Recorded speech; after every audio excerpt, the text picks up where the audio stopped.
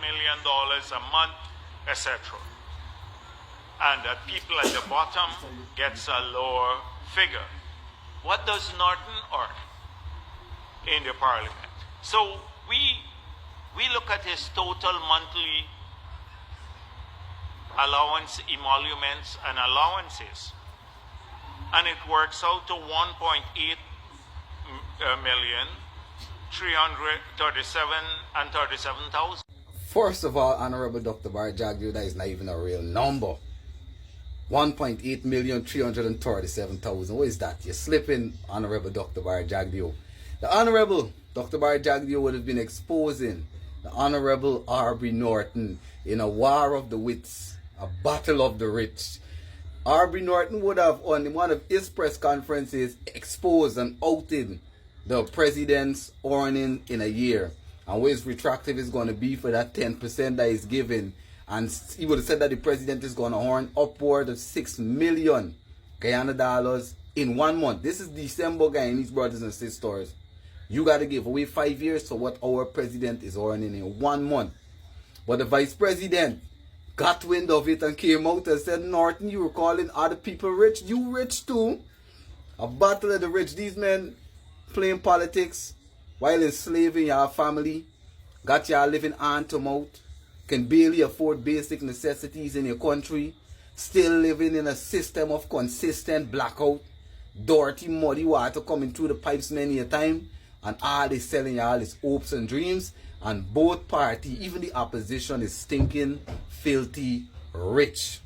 So clearly, Guyanese brothers and sisters, you can see that the leader of the opposition is living his best life. That's why you see they don't feel the need to continually come on the media and beg and prostrate and lament and cry down, you know, about how the salary is low for the public servant and how the minimum wagers need to get better salaries, because these men are living fantastic lives. The incumbent at the top, all of them are living the best life. They continue to exploit our resources and enrich themselves, their affiliates and their cohorts. Now ask yourself this, brothers and sisters, why does the leader of the opposition deserve a $1.8 million salary? Why exactly? Why should any Guyanese earn a salary that is higher than 1.2 million and $1 million for doing what? What are they doing? The opposition clearly isn't campaigning against the government.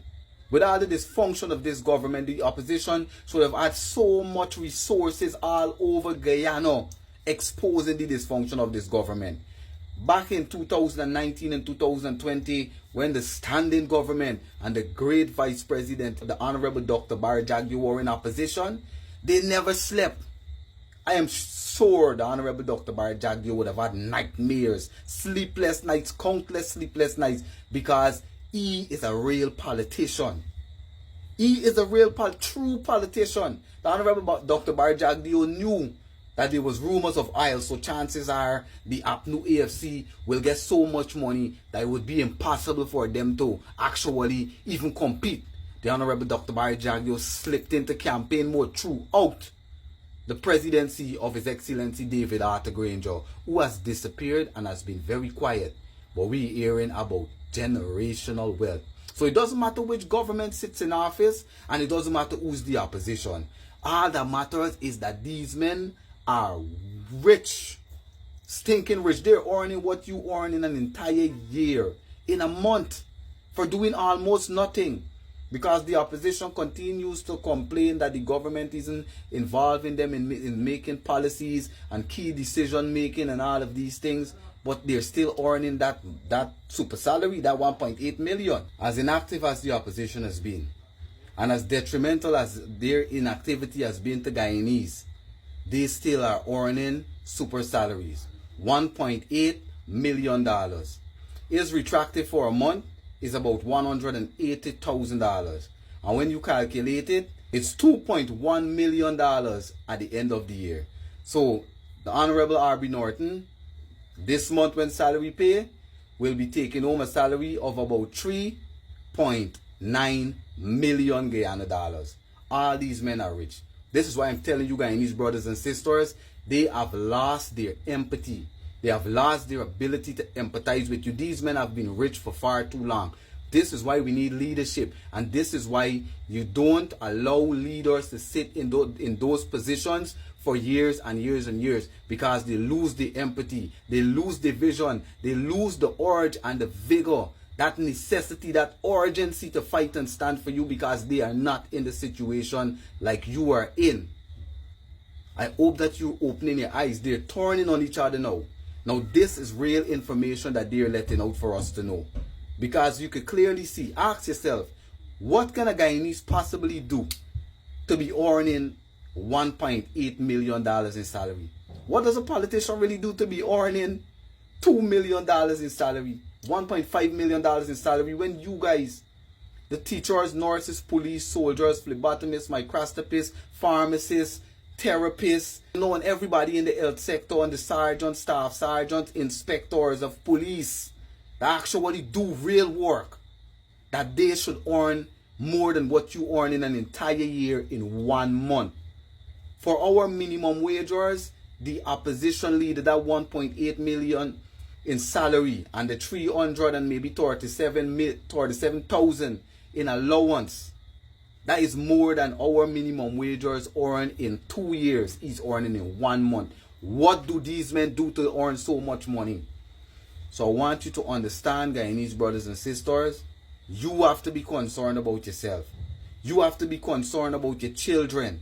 Because as these men continue to enrich themselves, both opposition and standing government, with super salaries that they do not complain about, we don't really hear about. This is rich that they're putting it out now, so that you guys can hear, so that you guys can understand that you guys are being taken advantage of. There is no way a minister should be earning 7 and 8 times your salary every month. What do these men do that is so special that they should earn so much? These men aren't risking their lives like the police and the soldiers risk their lives. They wouldn't have risked their lives during COVID-19 in the pandemic, when the nurses would have been out there trying to keep the workforce healthy. They're not the teachers that are educating and molding the nation. Instead, both standing government and opposition continue to engage in a shouting match of who could demoralize who the most and who could embarrass who the most. And now there's a war of the wits and a war of the rich in our faces, just so we know that not only we rich. This is what Honorable Dr. Barry Jagdeo is saying. The president is not the only one rich, Mr. Norton. You rich as well. But they just let the cat out of the bag. The earnings of this country has multiplied, like, let's say, about 600% since the standing government took office. Back in 2015, when David Arthur Granger, 2015-2016, would have moved to raise the salary of the politicians and the ministers by 50%, the government at that time, the opposition at that time, People's Progressive Party, Civic, said that the government are moving selfish, they're moving anti-working class, they should give more to the workforce. Now the standing government ignored the unions for 4 years, took us to court, gave us a 10% increase, which is not really nothing. It's going to come back down to 6.5%. And when the opposition now decide to speak up about the marginalization and the discrimination and the financial subjugation that the government is putting Guyanese through the workforce, the Honorable Dr. Barry Jagdeo came and let the cat out of the bag to let you know that they're not the only people that are rich and that are exploiting us. The opposition is doing the same thing, so they can't speak about it. Just another case of pot calling the kettle black. We need a party of leaders, not these politicians. These men are using wit and intellect and the law of repetition and all these things on us to brainwash us, so that they continue to subjugate us, turn us into an amper generation, an handout generation, through indentureship salaries, low pensions, and low public assistance. Stand up, Guyanese brothers and sisters. The raw material, the resources in this country, the real high value ones, the oil, the gold, and so on, are finite, and they are going to run out. You have to ask yourself, are you going to be able to save for your children's future before it does? This is an Eternity Enterprise presentation. Y'all stay safe.